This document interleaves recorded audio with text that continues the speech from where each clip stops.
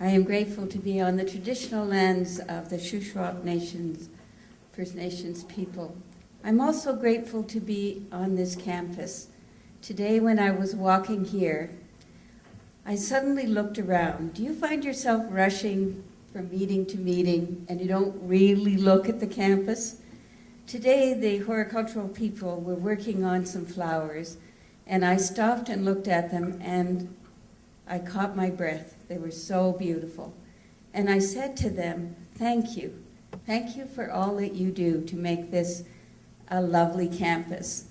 And what they said to me is almost nobody ever says that to them. So I'm inviting you to take a good look at our campus when you leave here today. And the next time you see people who are making it better, please thank them. I'm here today to talk about one of my very favorite topics, what good teaching is. Not that I'm an expert, because I'm going to tell you that good teaching and how it's defined and conceptualized in universities is changing as we speak. There are some things that stay the same, but those of us who are my age look back fondly to the time when all we needed to do was be good lecturers. Lecturing is actually pretty straightforward, and you need to learn a few essential skills and you can do it. Today's students are asking for different things. In fact, they're demanding them. And that is exciting because it makes us really question what good teaching is. And it opens us up to new learning possibilities. I want you to think for a moment about your best university teacher.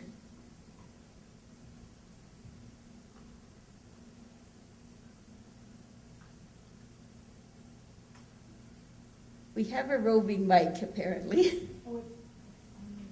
Where? Here? And now we have a rover.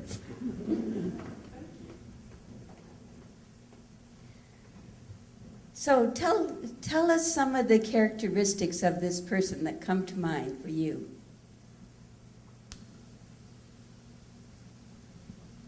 Of course it's someone at the back.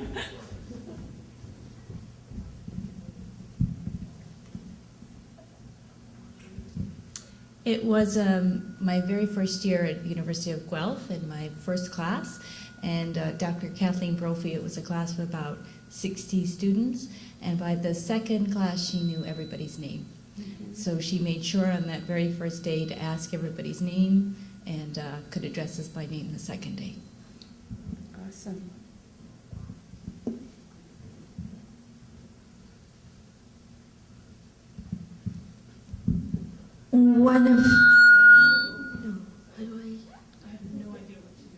One of the best teachers I ever had was Thomas Hess at the University of Victoria, and he taught linguistics, but more than that, he taught the seat sheet, which is a Salish language spoken outside Seattle. And he'd done the original research in Lasicci back in the 60s, when everybody else was still basically studying Greek and Latin and Sanskrit. And he got fed up and just kind of wandered off onto the reserve and started knocking on doors. Fascinating man, fascinating story. But what I remember most about him was that he was a complete pseudo-extrovert. He was a performer. His classes were fascinating. But when you went to see him in his office, he was so shy, he could barely converse. And that particular combination has always struck me as really, really interesting. Anyone else want to share?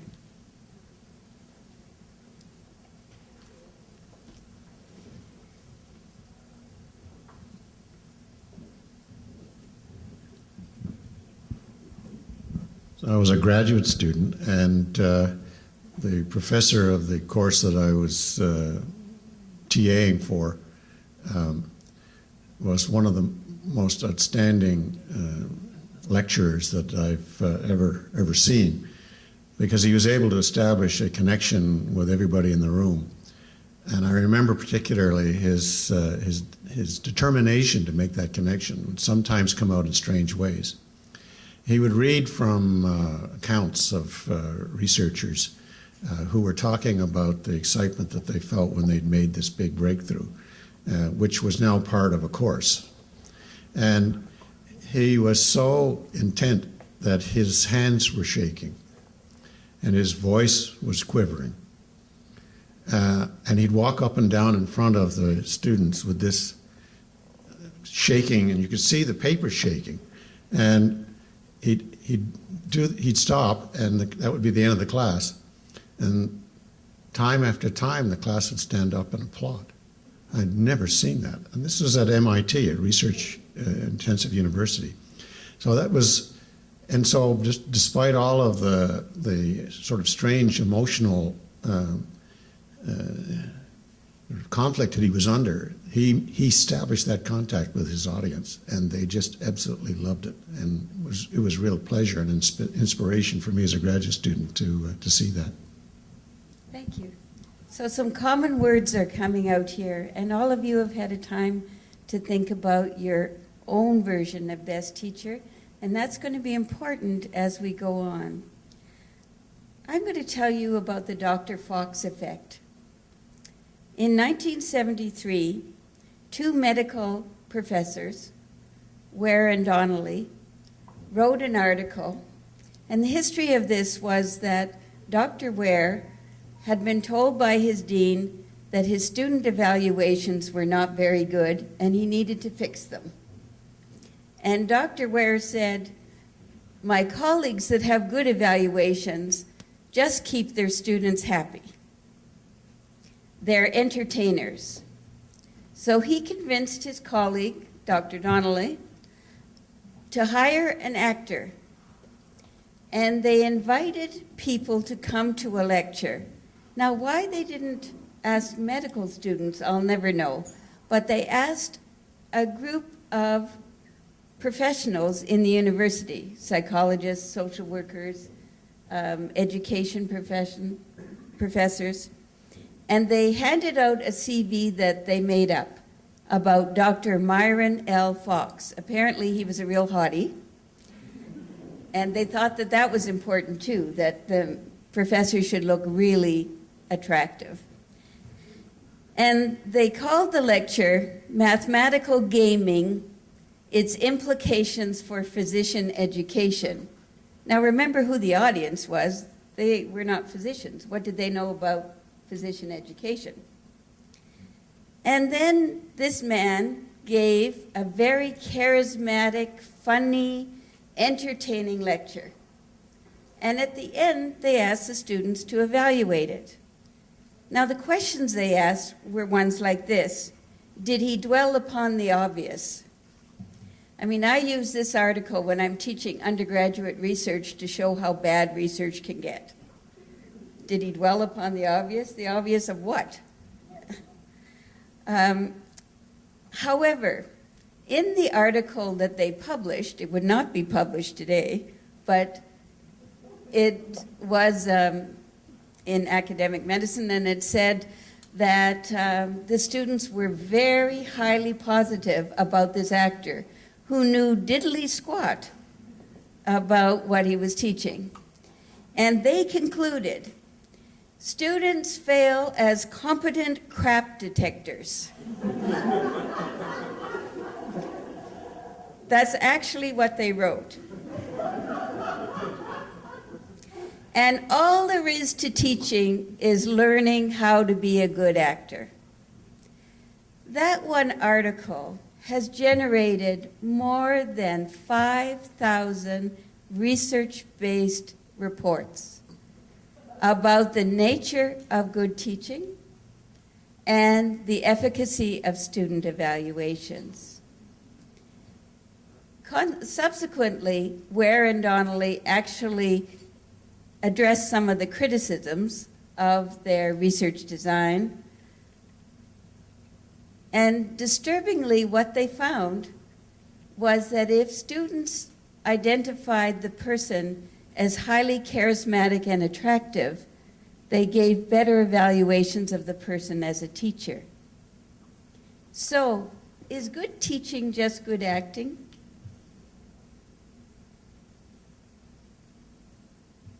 What do you think? The old saying goes, the failed actors make good teachers. There is that saying, yes. So should we tell Christine, here's our recommendation for you, have every new faculty member go to acting school? Would that be sufficient? Is what we're trying to maximize students' perception, Mm-hmm. whether the teacher was effective, or is there some other way of measuring the actual imparting of knowledge and skills? Okay.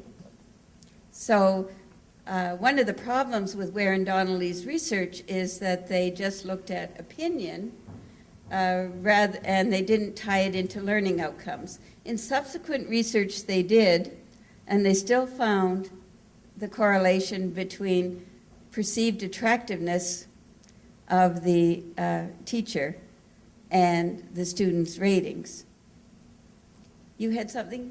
Well, I was just saying, when you teach, one of the challenges is that you have different personality styles, social styles, you have different learning styles. Some are, more visual learners, auditory learners, that type of thing. So, being able to address all those things Mm-hmm. is very challenging. And, I think acting is important in the classroom. I know when I go in, it's like, I say to myself, okay, it's showtime. And I'm a very different person in the classroom than I am, in my office. But I don't think that's just, not simple like that. You are exactly right. The research has shown that, in fact, there are elements of good acting that are transferable to good teaching, but there are some that are not. So let's talk about the ones that are similar. You mentioned acting. We have a tendency to think that acting is fake, but if you look at really good actors, they get totally immersed into the role.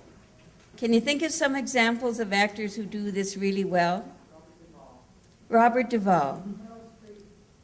Who? Yes. Sean Penn, there's many. But we can also think of the ones who are sort of robotic-like, right? Like, I love looking at Kevin Costner, but God love him. He needs acting lessons.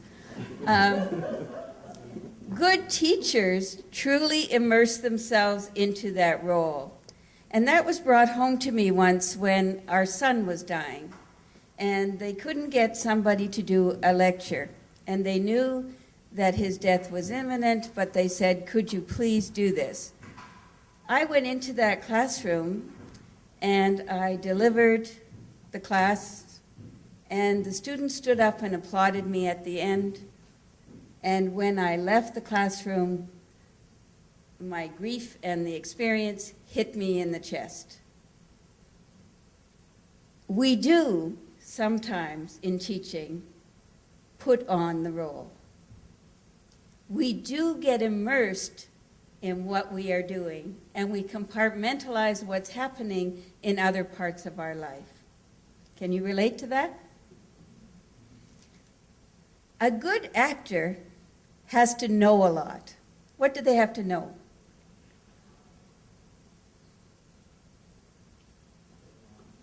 Their lines, yes. Yes. They have to know what the script is about, and they can't just know that piece. They have to know the whole piece, right? They have to know what they want to convey, what their goals are.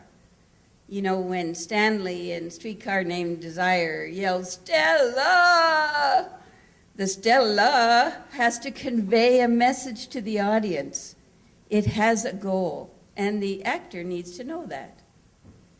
They also have to know the craft of acting.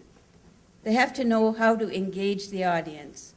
Alan talked about looking at the audience, but it's much more than that. So, what does a good teacher need to know?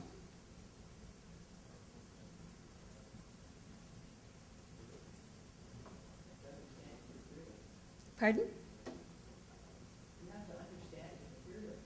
You have to understand your material. Today, I am addressing you knowing a great deal about teaching, knowing a great deal about the research. In preparation for this talk, I reread Stephen Brookfield's wonderful book, Effective Teaching, Parker Palmer's wonderful text called The Courage to Teach, and approximately 40 research articles. I don't even know whether we're going to get to 1/10 of that. What my job is as a teacher, though, is to be responsive to where we're going. So when you say this, I can add to that. What other things should good teachers know? Yes? Whether their audience is understanding what they are teaching. Wonderful. You have to know your audience. An actor can go up on the stage and have an idea that these people paid between $75 and $150 a seat, and that they probably are middle class, upper middle class people. They know that. But they don't have to really know what level they're at, what their previous experience was, and they don't have to look for signs of comprehension. I'm sure some of my friends who are actors tell me that they're always checking to see if the audience is liking them. But comprehension is not really something that they're concerned about.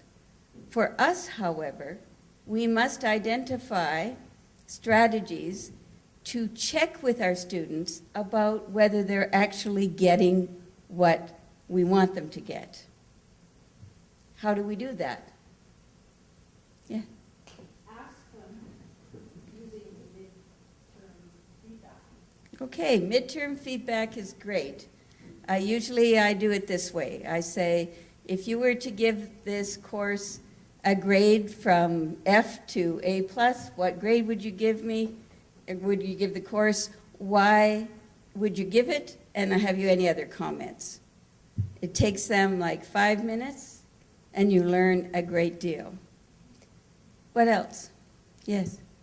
You watch them while you speak, and you watch for signs that they're comprehending, or signs that they're tuning out. Mm-hmm.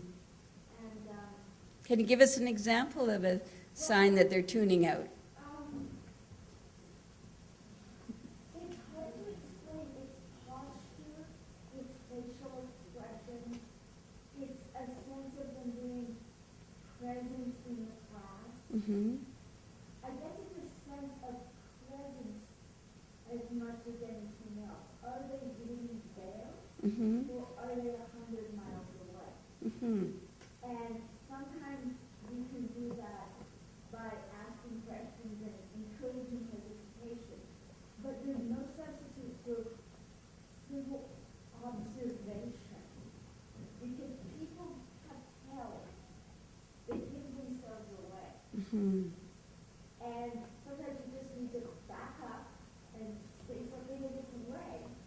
And suddenly people feel more present in the room. So I think just being sensitive to that presence, and it sounds very airy-fairy. When you're actually up in front of the class, you know if they're with you Mm-hmm. or if they're not. Mm-hmm.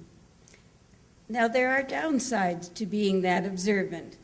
Parker Palmer, and if you haven't read Courage to Teach, please do so. It's wonderful. Parker Palmer is one of the finest educators that I know, and he tells of an experience he had not too many years ago when he was teaching a course, and a student sat there with his arms crossed, his eyes up in the ceiling, looking bored out of his head.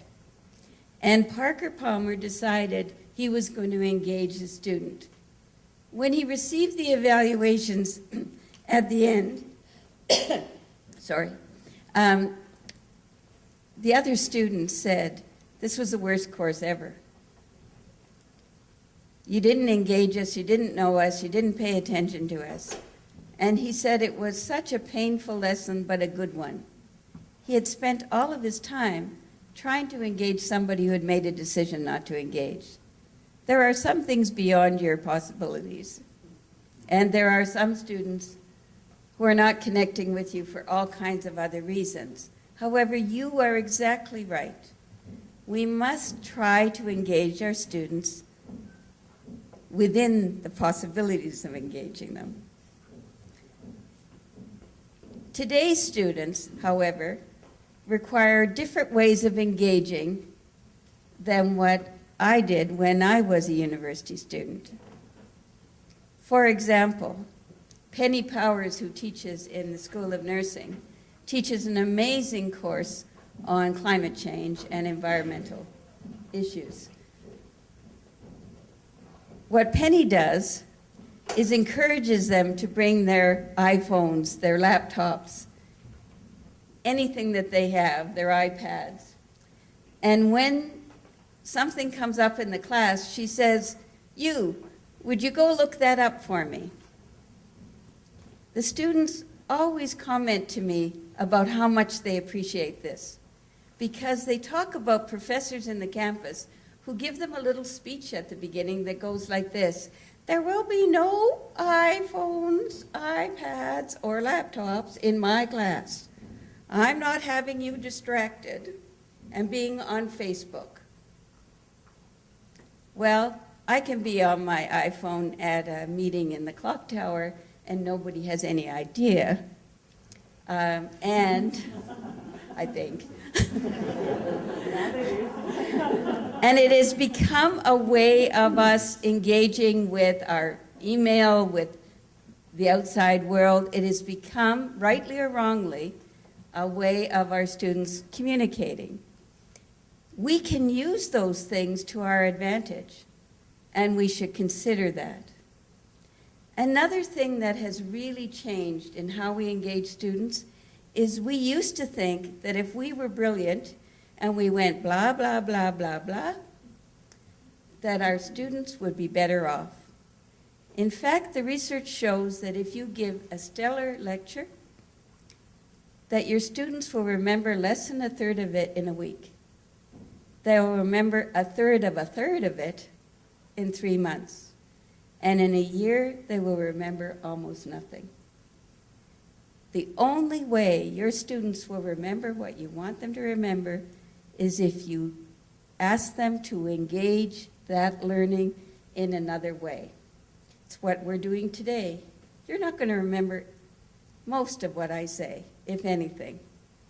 What you're going to remember is what you've been reflecting on about your best teacher, about some of the things that we are going to do in a few minutes.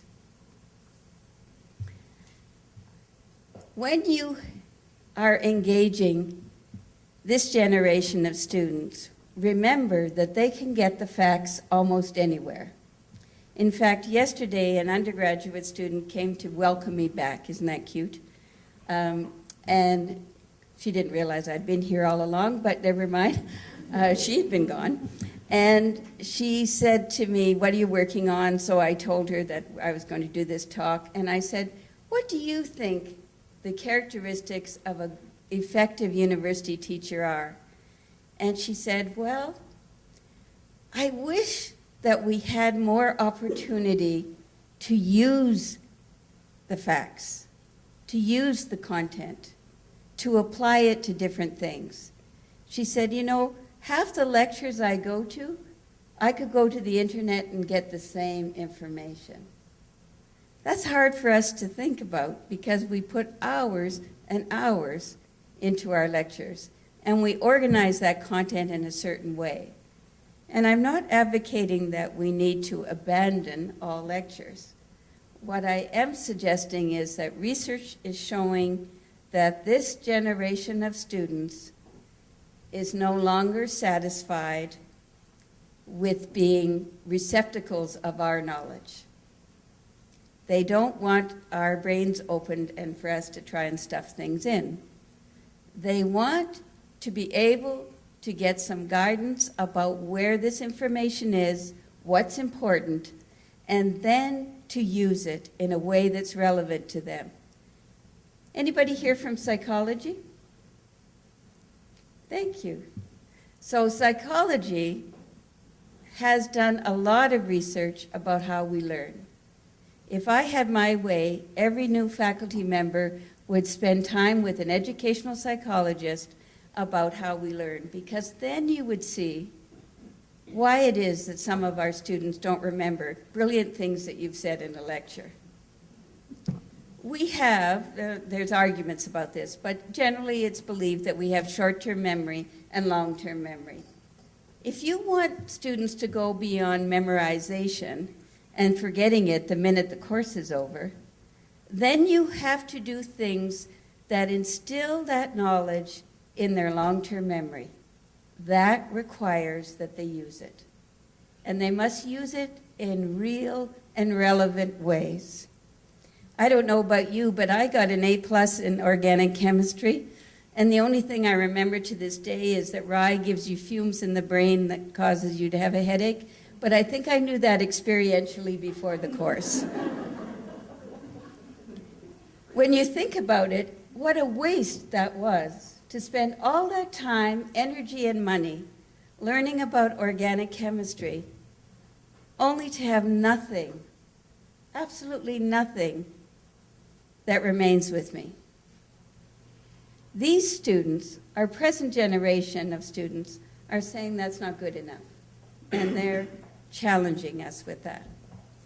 So how else is good teaching like good acting?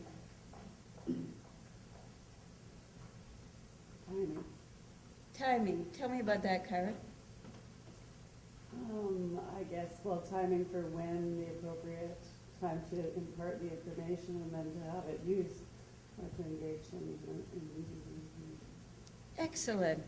So timing is very important, and an actor really pays attention to timing because the audience is going to get a little annoyed if they thought they were coming for a 1-hour play and it turns out to be 3 hours, right?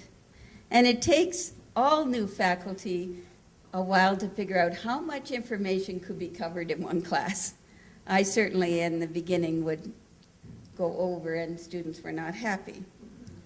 But there's something else about timing, and that is how immediate is what you are doing. So, for example, all of you have had occasions when your students have introduced a brand new topic. And when I was new, when students did that, I would go, no, I have to cover this.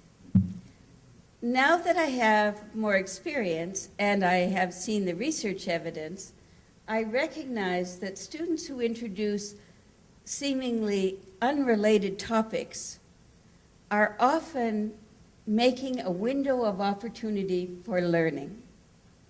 So, for example, I was teaching a class in our undergraduate program, and it was about the social determinants of health, and gender is one of them. And one of the students said, I find that people of this nationality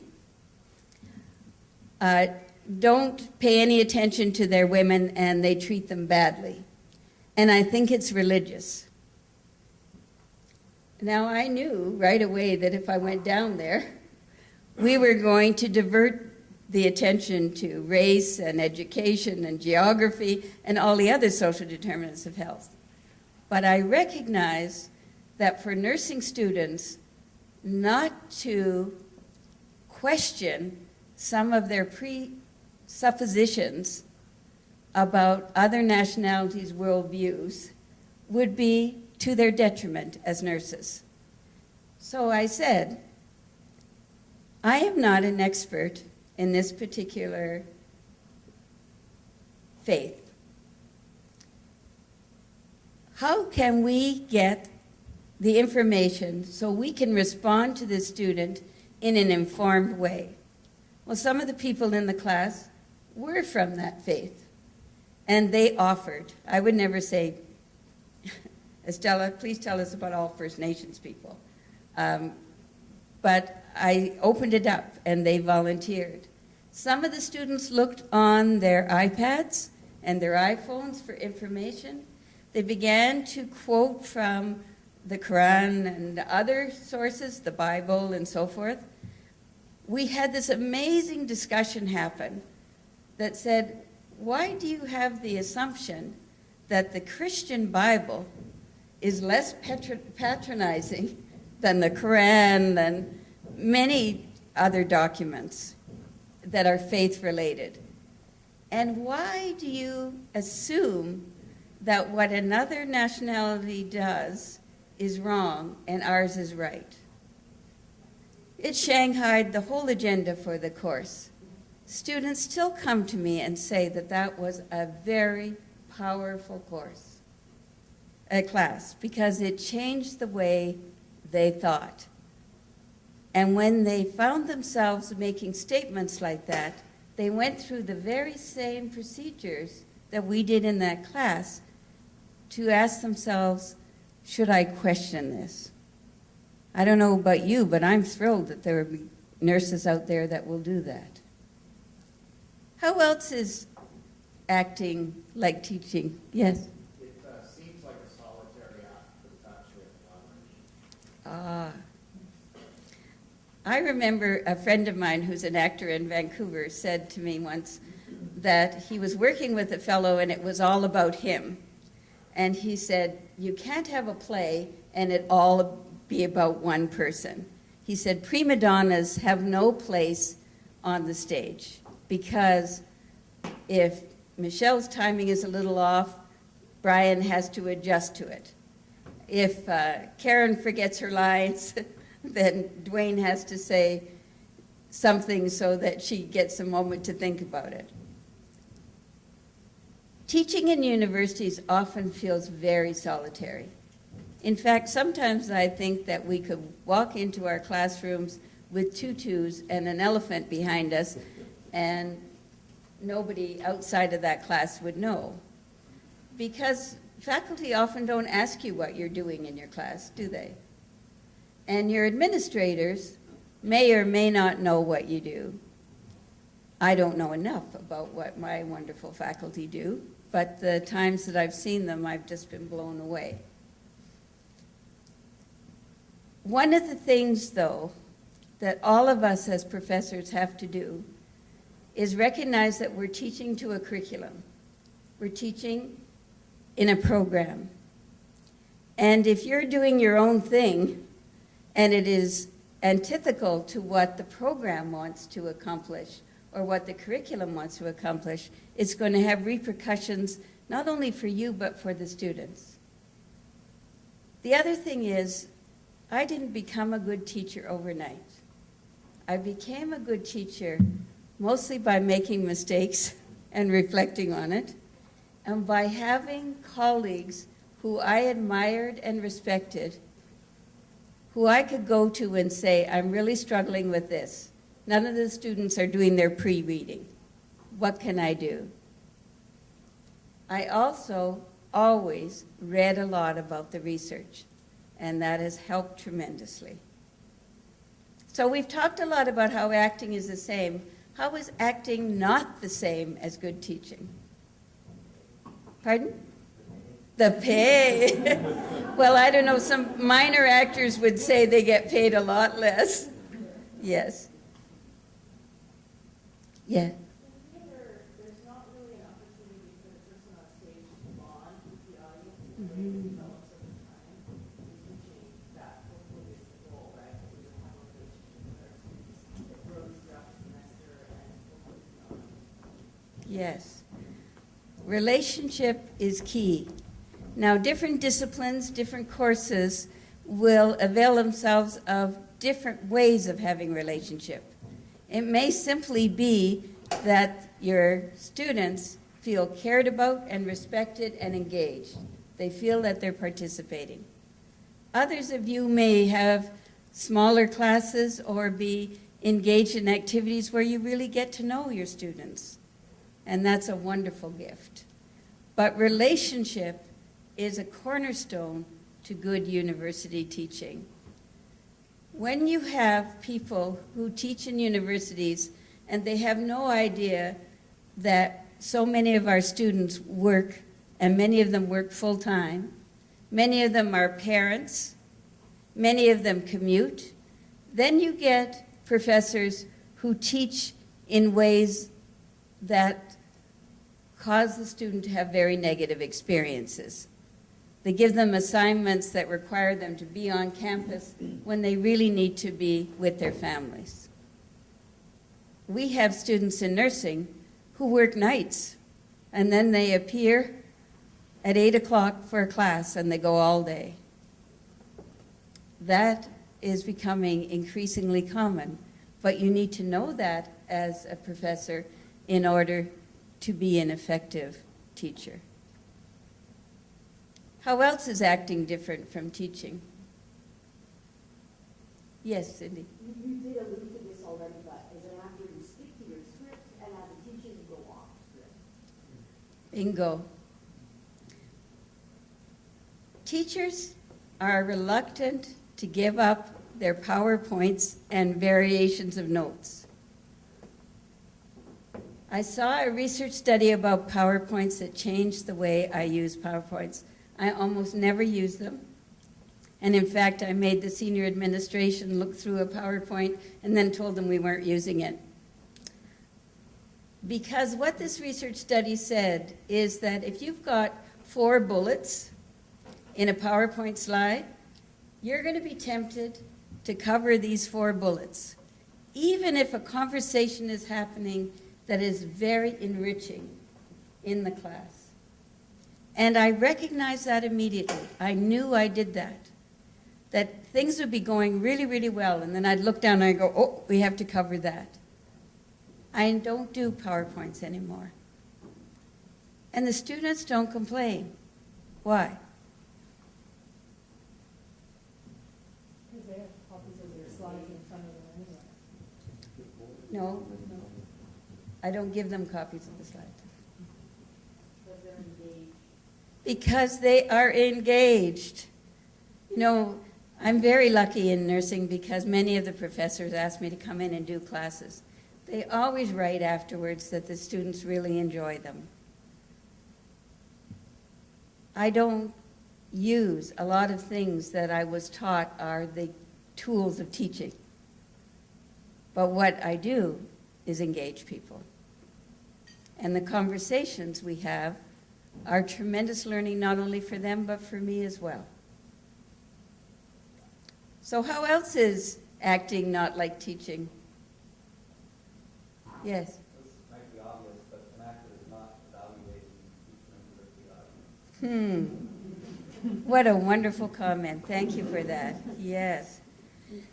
So there have been a lot of studies about learning versus evaluation. When students feel that they have to get every word down that you say because it's going to be on some test, they get a little weird. And they forget about learning for learning's sake, and they concentrate on getting good grades. And in this very competitive world in graduate school and scholarships, no wonder that they do. So what could we do to shift that so that they weren't always worried about every single word because they thought it would affect their grade?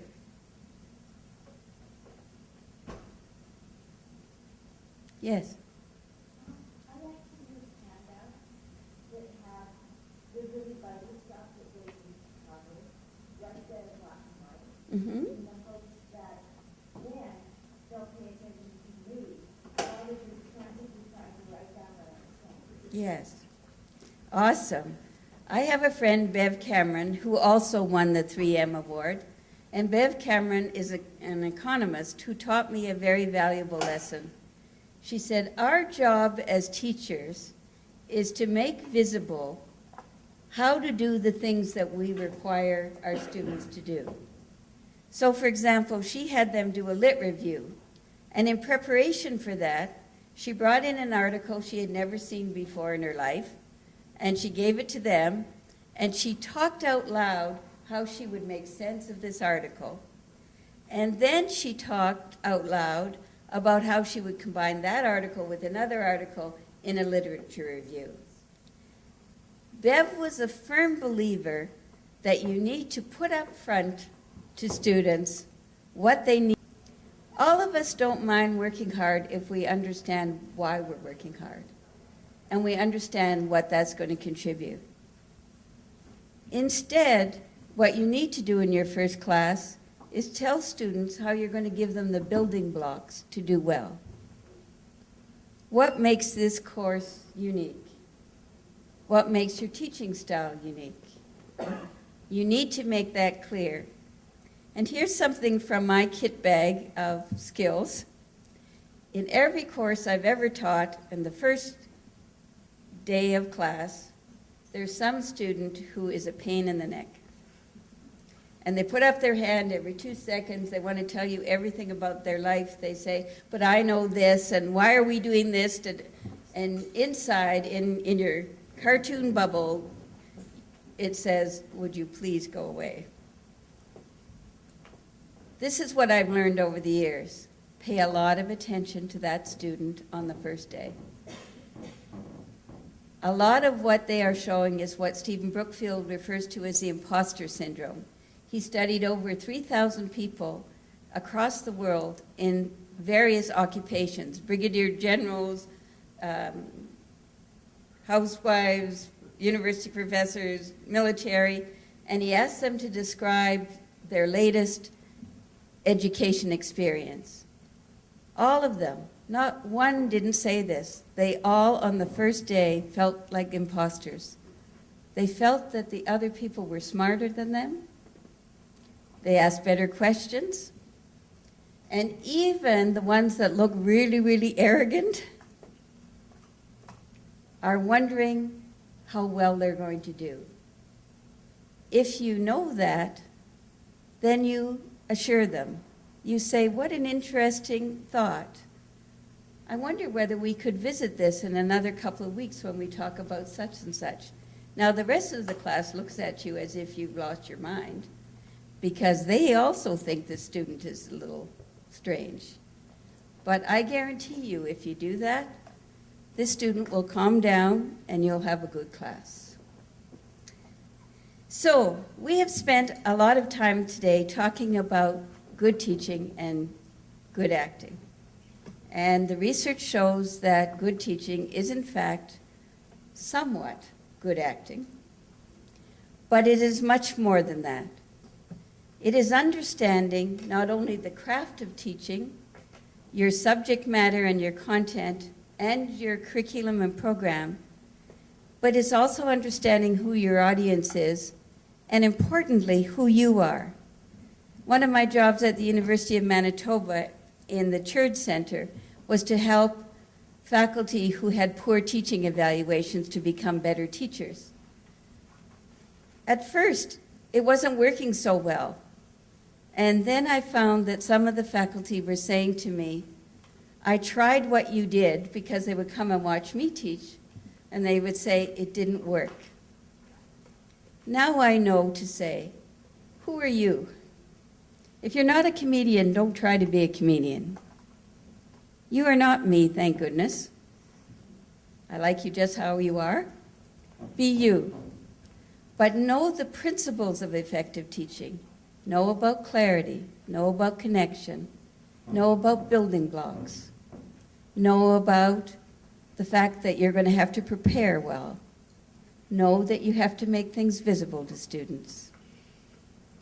I would like you sometime to take the handout that I gave you and think about how you might want to change in some small way the attributes of your teaching, because one of the things that's different, well, probably the same, I don't know enough about acting to say this, but in teaching you must constantly learn. I learn all the time from students, from colleagues, and from what I read. Thank you very much for your attention and welcome to another teaching year.